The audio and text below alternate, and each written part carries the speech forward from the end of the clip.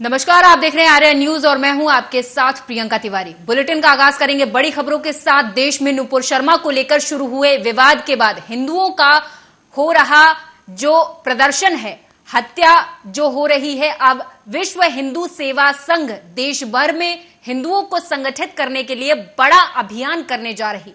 इसके लिए देश के सभी अखाड़ों से भी संपर्क कर उनसे मुलाकात कर रही है।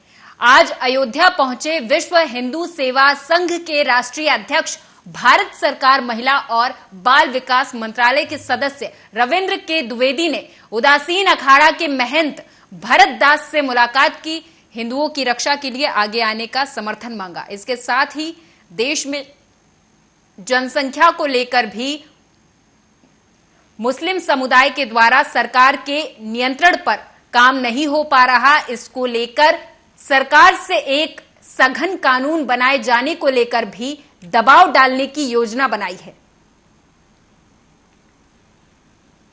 महाराज जी का धन्यवाद देना चाहूंगा कि उन्होंने अपना समय दिया और अयोध्या मकसद था कि हम जिस तरीके से देश में घटनाएं हो रही हैं उनको किस तरीके से रोका जाए, वो सब चर्चा करने के लिए आज मैं महाराज जी के पास आया हूँ। जिस तरीके से नुपुर शर्मा का एक टीवी डिबेट पे उन्होंने कुछ टिप्पणी की थी और उस टिप्पणी के बाद जिस तरीके से, जबकि उनके धर्म गुरु उसी टिप्पणी को हर बार बताते हैं, मगर जिस तरीके से उपद्रव किया गया है इस देश में और जिस तरीके से कत्लेआम हिंदुओं के हो रहे हैं, तो ये कत्लेआम को किस तरीके से रोका जाए, किस तरीके से ऐसे जो पॉपुलर फ्रंट ऑफ इंडिया का नाम आ रहा है उस पर किस तरीके से प्रतिबंध लगाया जाए, ये सब आज हम यहाँ से अयोध्या में माननीय संत जी से चर्चा करके तय करेंगे और इसके लिए एक बड़ा मंच तैयार करेंगे और पूरे देश में इस संगठन को बैन कराने के लिए और जनसंख्या नियंत्रण कानून के लिए हम आवाज उठाएंगे और सरकार को बाध्य करेंगे कि सरकार को ये दोनों पर, एक पर प्रतिबंध लगाना पड़ेगा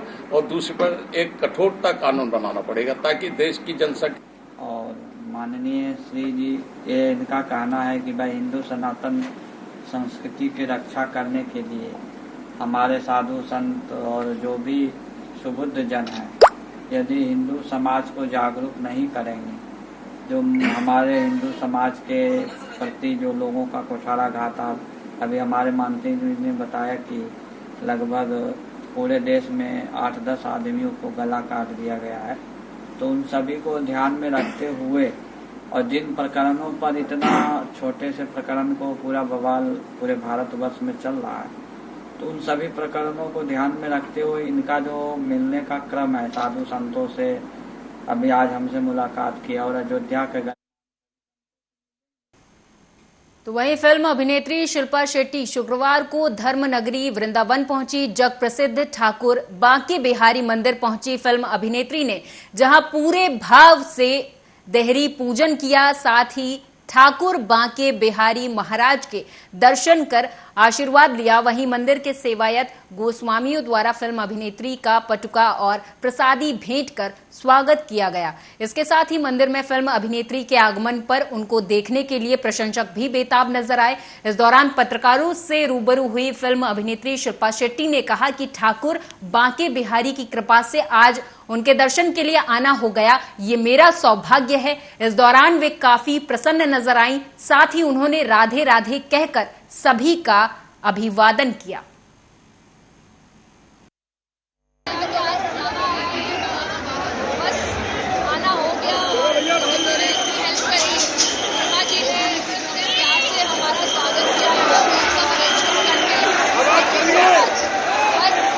क्या राधे राधे कहेंगे सब लोग?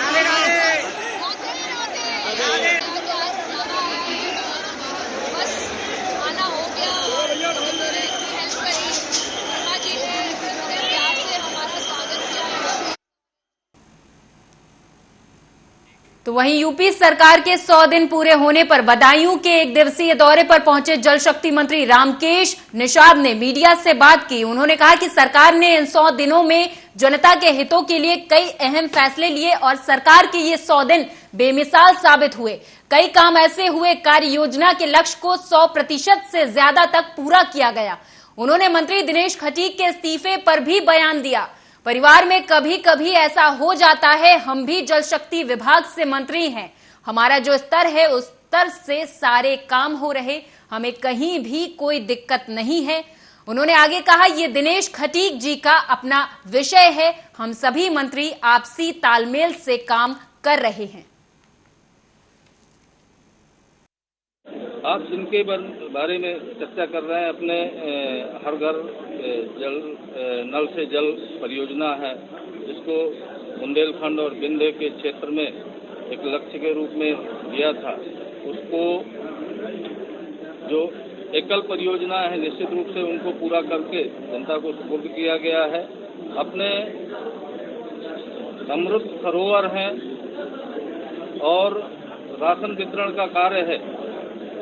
ऐसे जो भी कार्य योजनाएं ली गई हैं उनको धरातल पे 100% से ऊपर पूरा करके। बरेली से खबर है, जहां कांवड़ियों का जत्था निकलते ही विवाद उत्पन्न हो गया। बता दें कि विशेष समुदाय की तरफ से कांवड़ रोकने पर यह विवाद हुआ। कांवड़ में डीजे बजाने पर पत्थर भी फेंके गए। कांवड़ लेने जा रहे कांवड़ियों पर पानी भी डाला गया। मौके पर भारी पुलिस बल तैनात रही। एसपी सिटी के साथ भारी पुलिस फोर्स तैनात है। ये था मथुरा से हम कांवड़ लेके निकल रहे थे यहाँ से, और हर साल निकलती है, कोई नया काम तो कर नहीं रहे थे, और सारे बच्चे कोई ज्यादा वो भी नहीं है। और जैसे ही यहाँ पर निकले, जैसे परमा में एंटर किया, वैसे ही ये लोग, और ज्यादा परमा में कोई लोग नहीं थे, सिर्फ वो प्रधान जो क्या बोलते हैं उसका भाई, एक लड़के को चांटा मारा, और उनके जो पिताजी दाढ़ी वाले हैं वो, और इन लोगों ने गंदा पानी पिया। सारे वीडियो फोटो सब कुछ है। अब मेरे साथ में सारे बच्चे, कम से कम 100 लेडीज होंगी, वो यहाँ तक छोड़ने आते हैं, यहाँ तक आगे तक छोड़ने आते हैं। अब बताओ, हम लड़ने आए थे या कांवड़ लेने आए थे? इन लोगों ने गंदा पानी डाला, सारा वीडियो सब कुछ है। तो वहीं अगली खबर फतेहपुर से है, जहां विद्युत विभाग किसी बड़ी घटना होने का इंतजार कर रहा। एक तरफ जहां हाईटेंशन लाइन का तार दीवार पर रखा होने से कभी भी बड़ा हादसा हो सकता है, वहीं दूसरी तरफ विद्युत विभाग के कर्मचारियों को कई बार अवगत कराने के बाद भी उनकी ओर से ध्यान नहीं दिया जा रहा। वीडियो में साफ तौर पर देखा जा सकता है किस तरह से तारों में स्पार्किंग हो रही। आपको बता दें, हदगाम ब्लॉक के आलमपुर ग्राम पंचायत मखदूमपुर कला गांव का ये मामला है, जहां पर विद्युत विभाग सुस्त और मौन है।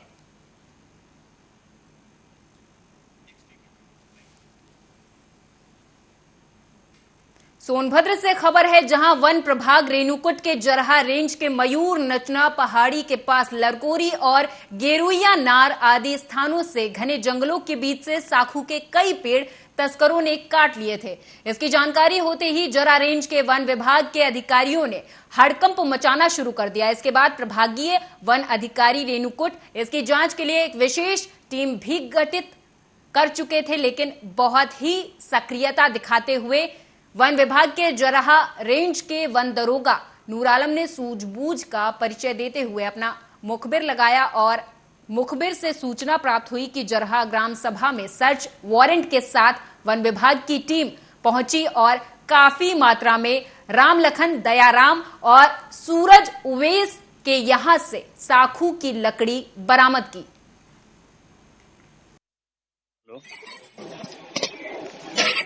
हेलो, हाँ बताइए। हाँ सर, कह रहे हैं ये जरहा बीट में आपके कुछ वन विभाग द्वारा लकड़ी बरामद की गई है, तो उसमें सर क्या मामला है?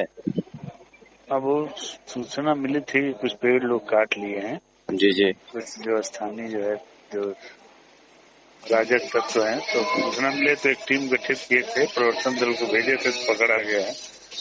सर लकड़ी की कितनी मात्रा लकड़ी पकड़ाई है? कितनी मात्रा में सर लकड़ी पकड़ी गई है?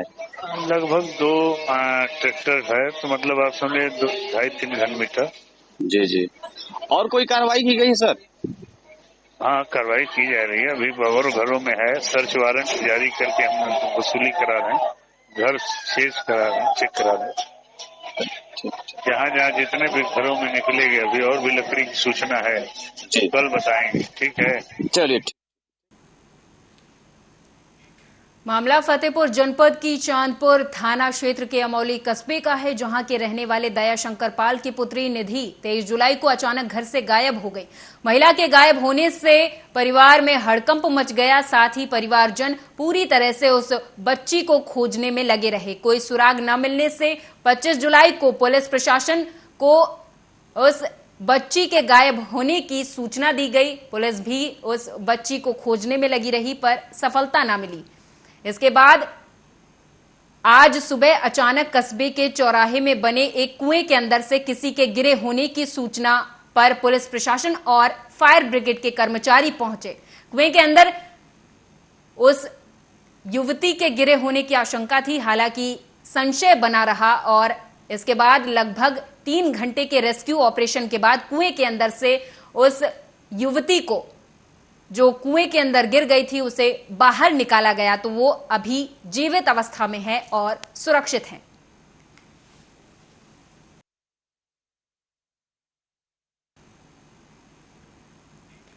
खबर औरैया से है, जहां ट्यूबवेल पर सो रहे युवक के साथ बाइक सवार लुटेरों ने लूट की घटना को अंजाम दिया और युवक से एक मोबाइल और 5,000 रुपए लेकर फरार हो गए।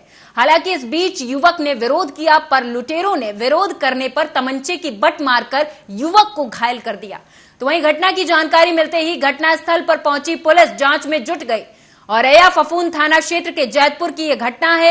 आपको बता दें कि पुलिस क्षेत्राधिकारी प्रदीप द्वारा जानकारी दी गई कि पीड़ित द्वारा तहरीर दे चुके थे और मुकदमा पंजीकृत किया गया है। लूटपाट कैसे क्या हुआ? कमर पे आ गए और मतलब छीना, मोबाइल छीन लिया और रुपए छीन लिया हमारा। कितने रुपए थे? 5,000 रुपए। कितने लोग थे? 3 लोग थे। किस गाड़ी? थाना फफून क्षेत्र के अंतर्गत ग्राम जैतपुर से 112 के माध्यम से सूचना की लूट और मारपीट की सूचना प्राप्त हुई थी, जिसमें तत्काल पुलिस बल मौके पर पहुंचा था, जिसमें लूट जैसे कोई तथ्य प्रकाश में नहीं आए हैं। पीड़ित के पंजाब से खबर है, जहां बाहरी राज्यों से धान की तस्करी रोकने को पंजाब सरकार नई मिलिंग पॉलिसी लाई है। कैबिनेट मीटिंग के दौरान इस बारे में जानकारी दी गई, जहां मुख्यमंत्री भगवंत मान ने कहा कि 1 अक्टूबर से पंजाब में वही धान खरीदी जाएगी जिसकी पैदावार यहां पर होगी। उन्होंने इस बात पर जोर दिया कि अब एमएसपी के लिए दूसरे राज्यों से तस्करी कर लाई गई धान नहीं बिकेगी। उनका कहना है कि नई पॉलिसी से पंजाब के किसानों को फसल बेचने में आसानी होगी।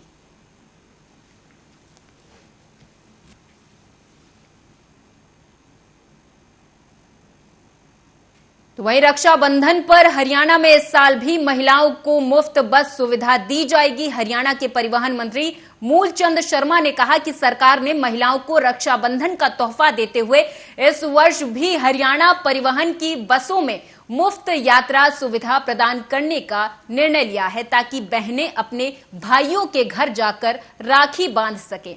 परिवहन मंत्री ने बताया कि मुख्यमंत्री मनोहर लाल ने इस आशय के एक प्रस्ताव को स्वीकृति दे दी है। उन्होंने बताया कि यात्रा की सुविधा 10 अगस्त 2022 को दोपहर 12 बजे से शुरू होगी और 11 अगस्त 2022 रक्षाबंधन के दिन मध्य रात 12 बजे तक रहेगी। ये सुविधा साधारण और स्टैंडर्ड बसों में दी जाएगी।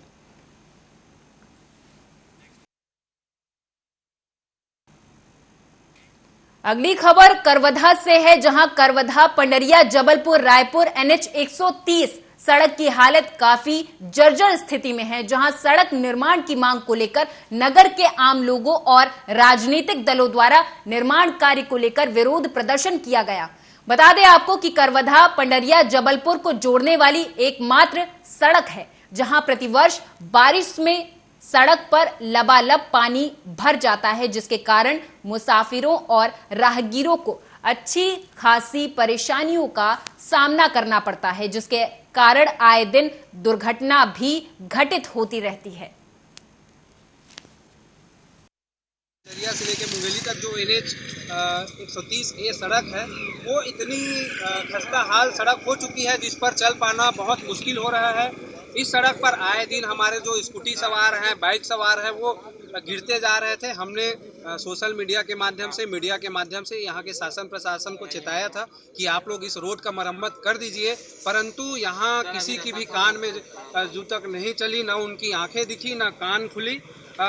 आज हम लोग जोगी कांग्रेस के संपूर्ण विंग के नेतृत्व में इस सड़क पर हमारे जो स्थानीय सांसद हैं और स्थानीय विधायक हैं, उन दोनों को हमने बाकायदा ससम्मान गड्ढे में कुर्सी में बैठाया है और उनको भजिया खिलाया है। और हमारा भजिया खिलाने का उद्देश्य यह था कि आप लोग तो इस सड़क का मरम्मत नहीं करा सकते, तो कम से कम भजिया का आनंद लीजिए। जैसा हम लोग जब गोवा बीच में जाते हैं, मुंबई बीच में जाते हैं, तो वहाँ का जो नाश्ता रहता है खा।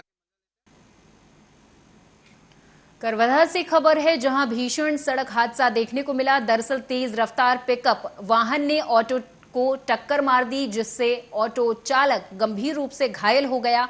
आपको बता दें कि सवारी लेकर जा रही ऑटो को पीछे से आ रही एक तेज रफ्तार पिकअप वाहन ने टक्कर मार दी, जिससे कि चालक की हालत गंभीर बनी हुई है। बता दें कि यह घटना करवधा रायपुर जबलपुर बाईपास की है, जहां पर एक तेज रफ्तार पिकअप वाहन ने ऑटो चालक को टक्कर मार दी। ऑटो में सवारियां भरी हुई थी, जिसमें कई सवारियों को चोट भी लगी है। वहीं ऑटो चालक गंभीर रूप से घायल बताया जा रहा है, जिसका जिला अस्पताल में इलाज जारी है।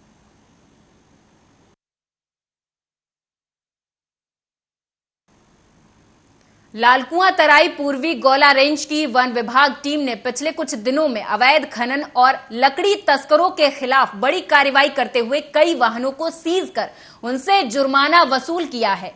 वहीं वन विभाग की इस कार्रवाई से उक्त तस्करों में हड़कंप मचा हुआ। बताते चले कि तराई पूर्वी गोला रेंज के वन क्षेत्राधिकारी आरपी जोशी के नेतृत्व में वन विभाग की टीम लगातार अवैध खनन और लकड़ी तस्करों के खिलाफ कार्रवाई करती आ रही है। वन विभाग की टीम ने पिछले कुछ दिनों में कई वाहनों को सीज कर उनसे जुर्माना भी वसूल किया है। अवैध खनन अवैध पातन के लिए गौरा रेंज में 3 टीमें गठित की गई हैं, जो 3 पालियों में काम करती हैं। सुबह 6 से 2, 2 से 10, 10 से 6 लगातार 3 टीमें कार्यरत हैं, गश्त करती हैं। और गश्त के दौरान अगर कोई ऐसी वन अपराध होता तो मिलता है तो उसको पकड़ते हैं। और इसके अलावा अवैध पातन के जो मामले हैं वो भी पकड़े जाते हैं। अभी बरेली हल्द्वानी रोड पर 2 दिन पहले एक वाहन मिला था अवैध इलीगल अभियान करते हुए, उसको पकड़ा है, जिसको सीज कर दिया गया है। इसी प्रकार और भी जो वन अपराध हैं अवैध खनन के, वह हैं, अगर वो संज्ञान में आने पर तो उनको कार्रवाई की जाती है। टीम और मेरे साथ इस खास पेशकश में बस इतना ही। आप देखते रहिए आर्या न्यूज। नमस्कार।